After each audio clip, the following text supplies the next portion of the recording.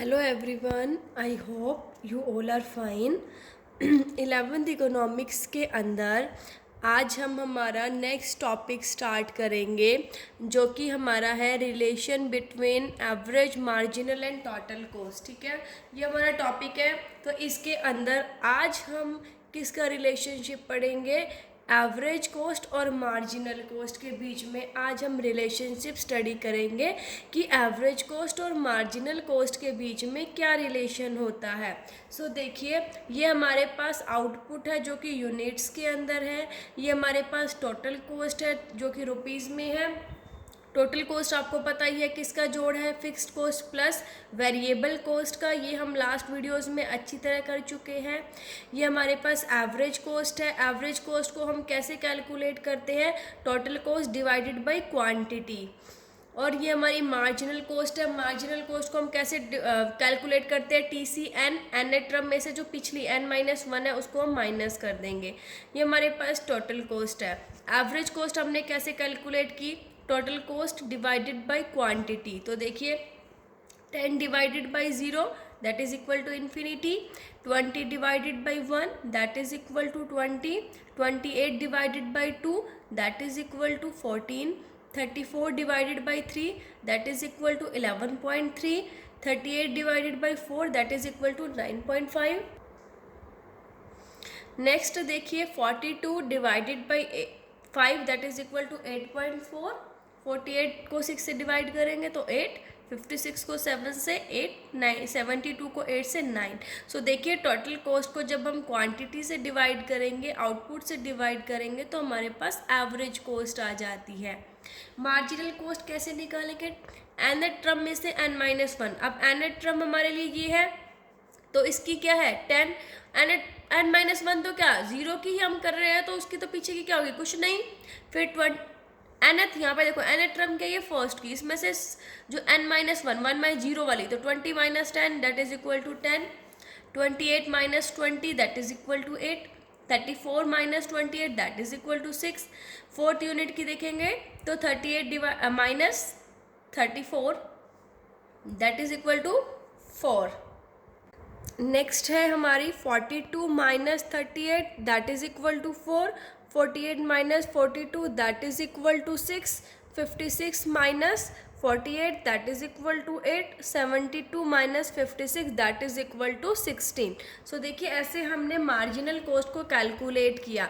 यहाँ पर हमारे पास टोटल कॉस्ट किसका जोड़ होता है? Fixed cost plus variable cost. उससे हमने एवरेज कॉस्ट निकाला और देन मार्जिनल कॉस्ट को कैलकुलेट किया। अब देखिए, इसको हम डायग्राम में AC और MC को बनाएंगे। हम लोग एक एक करके एवरेज कॉस्ट भी पढ़ चुके हैं और उसका डायग्राम कैसे बनता है, यू शेप हम पढ़ चुके हैं। MC भी हम ऐसे ही बनता है, हमने पढ़ चुके हैं। सो देखिए, X एक्सिस पर आपने आउटपुट लेने हैं, Y एक्सिस पर आप कॉस्ट लोगे। सो हमारी एवरेज कॉस्ट ऐसे होती है, सबसे पहले क्या होती है? कॉस्ट कम होती है और देन हमारी इंक्रीज होती है। ऐसे ही हमारी मार्जिनल कॉस्ट होती है, पहले हमारी कम होती है और देन हमारी इंक्रीज होती है। सो अभी हमने इसी का रिलेशन देखना है कि एवरेज कॉस्ट और मार्जिनल कॉस्ट के बीच में रिलेशन क्या होता है। सो देखिए, हमारा फर्स्ट रिलेशन है कि जब एवरेज कॉस्ट गिरती है, कम होती है, तो MC जो है ना, जो मार्जिनल कॉस्ट है, वो AC से कम होती है। ठीक है, सो देखिए क्या कहता है कि जब एवरेज कॉस्ट गिरती है, देखिए जब एवरेज कॉस्ट कम होती है मतलब कम होना स्टार्ट होती है, तो उस टाइम पर जो मार्जिनल कॉस्ट है ना, वो एवरेज कॉस्ट से भी कम होती है। देखो ये रही, यहाँ पर जब एवरेज कॉस्ट कम हो रही है तो मार्जिनल कॉस्ट देखो इससे पहले कम हो रही है। देखो यही कहता है फर्स्ट रिलेशन, ये होता है। यहाँ पर देखो, आप यहाँ से देखो, जब एवरेज कॉस्ट जो है वो कम हो रही है, ठीक है, यहाँ पर हम देख सकते हैं कि ₹8 तक जब हमारी एवरेज कॉस्ट कम हो रही है तो मार्जिनल कॉस्ट जो है वो भी कम हो रही है, लेकिन वो क्या हो रही है? AC से भी ज़्यादा कम है। यहाँ पर देखो, ये 20 है तो ये 10, ये 14 है तो ये 8, ये 11.3 है तो ये 6, ये 9.5 है तो ये 4, ये 8.4 है तो ये 4, ये 8 है तो ये 6। ठीक है, यहाँ तक ये क्या हो रही है? देखो कम हो रही है। ठीक है, तो ये कहता है कि जब यहाँ पर हमारे देखो 8 के इक्वल 8, जब हमारी एवरेज कॉस्ट कम होती है तो मार्जिनल कॉस्ट एवरेज कॉस्ट से ज़्यादा कम होती है। ठीक है, ये हमने E पॉइंट तक डायग्राम के अंदर स्टडी किया। सो पहला रिलेशन समझ आया। सेकंड रिलेशन है, जब एवरेज कॉस्ट बढ़ता है ना, एवरेज कॉस्ट राइज होती है तो मार्जिनल कॉस्ट एवरेज कॉस्ट से ज़्यादा बढ़ती है।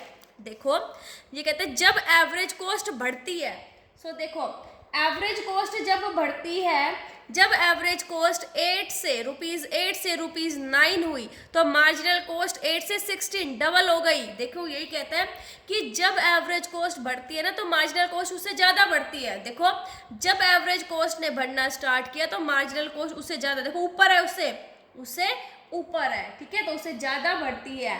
तो ये हम कह सकते हैं कि ई पॉइंट के बाद, ठीक है, ये ई के बाद जो है मार्जिनल कॉस्ट जो है वो एसी से हाइयर है। सेकेंड रिलेशन समझ में आ गया।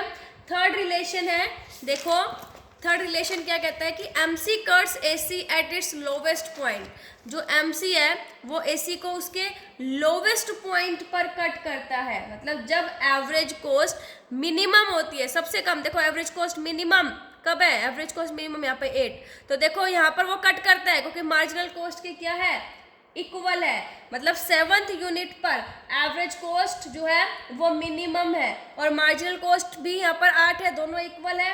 तो जो है वो क्या करेंगे, तो देखो MC जो कर्व है, जो मार्जिनल कॉस्ट है, ठीक है, वो AC को जो उसका लोवेस्ट पॉइंट है वहां पर क्या करता है, कट करता है। यहाँ पर देखो ये लोवेस्ट पॉइंट के ऊपर इसे कट करता है। सो ये इनका रिलेशन था कि जब एवरेज कॉस्ट कम होती है ना तो मार्जिनल कॉस्ट उससे ज़्यादा कम होती है, जब एवरेज कॉस्ट बढ़ती है तो मार्जिनल कॉस्ट उससे ज़्यादा बढ़ती है, ठीक है। और जब एवरेज कॉस्ट कांस्टेंट हो जाती है तो उस टाइम पर क्या होता है, ये MC और AC के इक्वल हो जाती है और जो मार्जिनल कॉस्ट है वो AC को उसके लोवेस्ट पॉइंट पर क्या करती है, काटती है, ठीक है, लोवेस्ट पॉइंट पर इंटरसेक्ट करती है। सो ये एवरेज कॉस्ट और मार्जिनल कॉस्ट दोनों का रिलेशन है, ठीक है। सो आई होप आपको ये टॉपिक समझ आ गया होगा। Thank you, stay safe, stay home.